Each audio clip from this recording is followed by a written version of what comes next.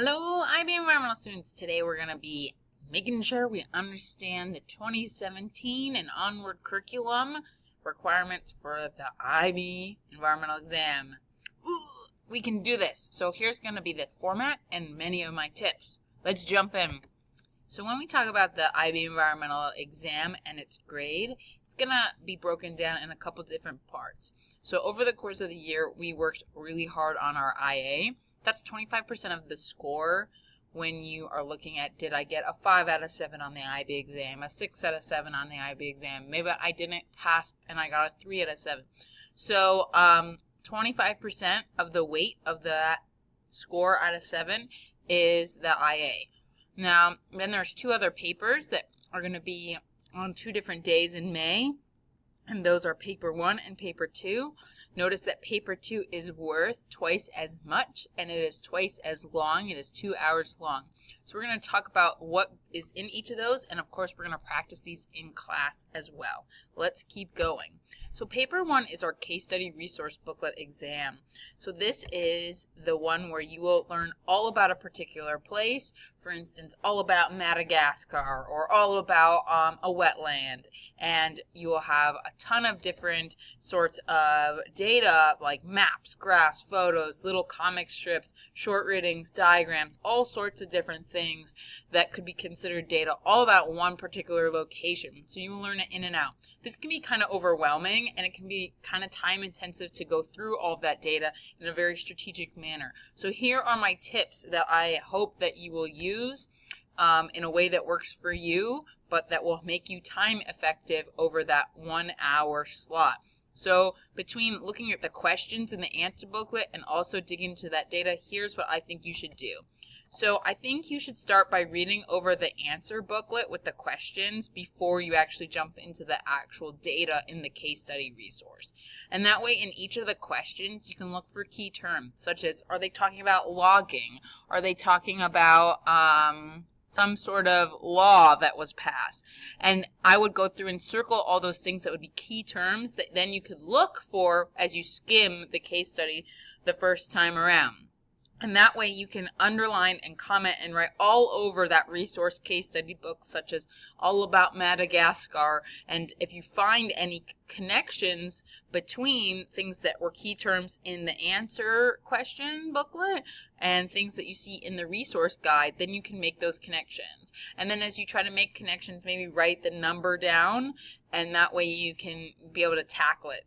Then once you feel like you know an answer well enough, that you've skimmed all of the case study to really know you know it in and out, then you can tackle whichever question you feel most confident about.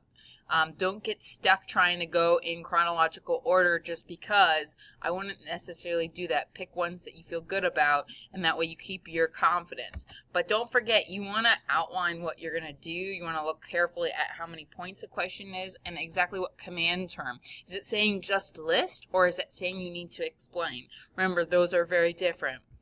And then after you've outlined and made sure you had the right number of points and the right number of key ideas, now you write your response. Make sure you only write within the box because that's all they're going to grade. And then make sure within your answer you're being clear and specific. Sometimes this is you double checking that you're actually using IB environmental terms and answering it clearly. We'll talk about specific a little bit later. You might want to even circle those key ideas or terms to make sure you had the right number to double check. And that's exactly right. Double check before you move on to another question. So again, this one can be only a little hectic because you're digging through a lot of information and you just want to watch your time as you do so, but not overly stress about it. All right? So that's the first day, and it's 1 hour. Sometimes it's in the morning, sometimes it's in the afternoon. Ask Ms. Clausen which one yours is. All right, then the second one is 2 hours, and there's 2 parts. Well, one is the short answer database questions, which I think out of the 2 hours you should probably give yourself maybe 45 minutes max because it's only 25 marks versus the other section is the essay section, and I think that will take a lot more time, so you need at least 75 minutes on that. So there's going to be 2 essays that you have to pick out of a choice of 4, and they're at least ABC parts, and that is a lot more points, so you need a lot more time on it. remember that you could give them equal amounts of time, but I really think you should do 75, 45. That way that it matches that this one's weighted so much more. And remember, this whole paper is worth 50% of your overall IB exam grade. But before we move on, notice that you could do them in either order. You can decide, do I want to do the short answer part or the essay part first? That part you're going to have to decide yourself about which thing you don't think you'd waste the most time on. All right, so let's talk about the short answer first. It doesn't mean you have to do that one first. So again, it's about 45 minutes max, even less if possible. I would just kind of skim over what is in the questions so that you know which one you want to tackle first. And I would pick one that you feel good that you could do quickly, because remember, time is of the essence. And when you're doing them, remember, you always want to look at the command term. Is it telling me to describe? Then I just need to talk about trends in the graph or the image, not necessarily explain. And I want to look at the number of points so I have the right number of ideas there. I want to write my response. I want to, if it's a calculation, make sure I'm not trying to do everything in my head. I actually am using a calculator. I want to make sure my answer is probably boxed when I'm finishing writing my question. If I'm not doing a calculation question, I want to make sure I'm using actual IB exam words. I circle and underline important things, and I double check. So this one is totally doable. I definitely think if you could get closer to 30 minutes, that would be advised on the short answer section. This compares to the multiple part essay stuff, and that's the one that Ms. Clausen usually spends the most time on in our exams because I think they're the hardest. So you want to spend at least 3 minutes really being thoughtful about picking which essays you want to do. Remember, there's 4 of them that you get to pick from. So read over all 4 essays. They each have sub-questions A, B, C at least. So you want to really think about which ones you want to do. To do that, I would go through each sub-question, circle the ones you feel good about. Ooh, I really like this one. It's acid deposition. I feel like I could answer that. I don't remember this thing about tragedy of the commons. Maybe I will not do it. So as you're thinking about it, ask yourself, could I name key case studies? Could I be very specific and talk about key terms? Would I be able to talk about China and one-child policy? Can I get that specific? And then if you're like, whoa, we didn't focus on this in class, I don't feel comfortable with this one, exit. So you might find that like on one of them you have 2 circled and one has an X, and then on another option you have all 3 circled, and on another one there's 2 with an X, or all 3 with an X. Use that to decide which ones you feel most confident in, and then go forward outlining them. But really be strategic on it. Make those commitments within 3 to 4 minutes. That way you don't go back on what you decided to do, and you really move forward on those 2 essays. All right? So once you pick your essays, then you should outline. Why do we outline? Because you need to be focused on what you're doing. Make sure you have enough ideas. And some of the points on the essays are about being clear and coherent and having organization. So we need to spend about 5 to 10 minutes outlining combined. So not on each one, but like if you were to add up all of the outlining on all 3 parts on each of the 2 things. So that's 6 different little questions at least that you're answering on this section. So when you outline, remember, look at those key command terms, look at the actual vocab in the question and the number of points. Then you bullet your answers and think about all of those named case studies we've learned in class and try to get as specific as you possibly can. Is it an MEDC or LADC? What demographic transition model stage is it? Try to get specific. Really. All right, and then you jump into the answer booklet. For the essays, you need to provide yourself at least 15 minutes combined on all the essays. It takes time to do essays. And as you do them, make sure in your answer booklet there'll be a bunch of lines. You always want to start saying, I'm doing question number 4A, and then you write your answer. And before you did 4B, you want to leave a space. So there's no such thing as finishing this essay section early. If I hear that you leave the exam or you just are sitting there and there's like 30 minutes left, that is foolish. You should always check your answers. So checking your answers in this case would be, let's circle. Could we really find those key case studies that are named in your answer? Could you really check that you have vocab that's specific in your answer? Can you really underline things where you're not just listing off one child policy, China? Can you actually underline where you explain it? Can you count and double check that you have enough ideas and you are actually answering the right command term? If you find that you needed to add something, you can always say continued on page blah with an extra paper. All right? So remember that the last essay question is a 9-point essay question, and it's going to use the following rubric. And pretty much what we've been preparing for in class is the same thing as this rubric.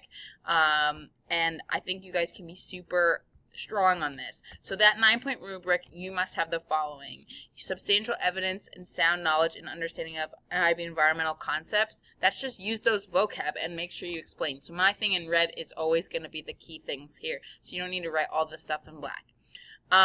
Wide breadth and knowledge statements, it's effectively linked.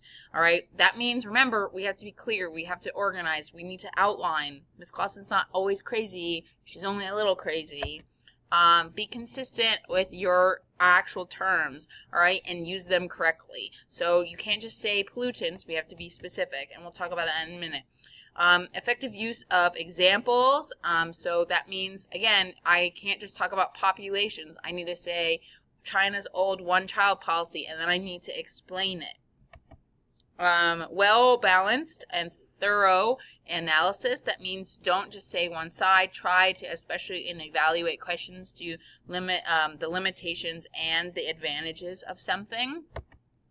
And then make sure you support your information and just don't make sure you're explaining it, and be reflective. Get all ideas down.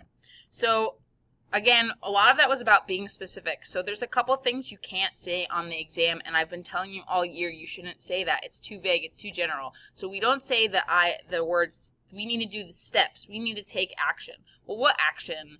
Are we burning things? Are we littering? Be specific. We don't say it's bad for health. All right, what do you mean? What kind of health? Is it for biodiversity? Is it bad for humans? Is it bad for their respiratory? Be specific. We definitely don't say the word pollutant, because all year long we've been learning about a ton of different pollutants. So you need to say one of these types of pollutants. If you just say pollutants, that is ridiculous at this point in the year. You guys have so much knowledge, and you just got to get specific, and you need to use the right thing in the right place. You can't just say exhaust or emissions. You need to be specific again about what type of pollution. Remember that like SOx and NOx are for acid rain. They're not a greenhouse gas. You want to make sure you're being careful about which one you're using when. You can't use the following words. They're terrible: harsh, hurt, harm, toxic, bad, disrupt, damage, issues. All of those things, like, what do they actually mean? You want to actually get at what the problem is. So, for instance, runoff is polluted and damages the aquatic ecosystem. So what was wrong with that? Well, again, we used polluted and damages. What would be a better response? The following. Notice that polluted, we're actually talking about nitrates or nitrogen. Instead of damaging, we're saying lowers dissolved oxygen and hurts aquatic organisms. Let's try another one. What's wrong with this one? All right, we use the word disrupt. Here we could say may outcompete, lowers biodiversity, eliminates food chains. All right, here's another one. What's the bad words in this one? Ruins, tons of pollution, tainted, fumes, air pollution. All these things we could be so much more specific at this point. We could say specifically manure is the problem, that the pollutant is fossil fuels, as specifically CO2 fumes, and that's methane in the troposphere instead of air pollution. Notice how specific those are. There's so many good ideas in here. Here's another one. Destroy. What does it mean, destroy? Oh, we know about soil degradation and desertification. Notice that these are actual vocab words. What's wrong with that one? Chemicals, pollution. Pesticides is a specific chemical. Here are specific vocab words being used. Even better if they had been explained. So now, guys, you guys can do this stuff. You can be this specific. So what can you study with? All of the objectives, the reviews, the flashcards you worked hard to make, old tests, these practice exams. But you have to quiz yourself. You have to practice writing out. You have to highlight. It's not just going to happen on its own.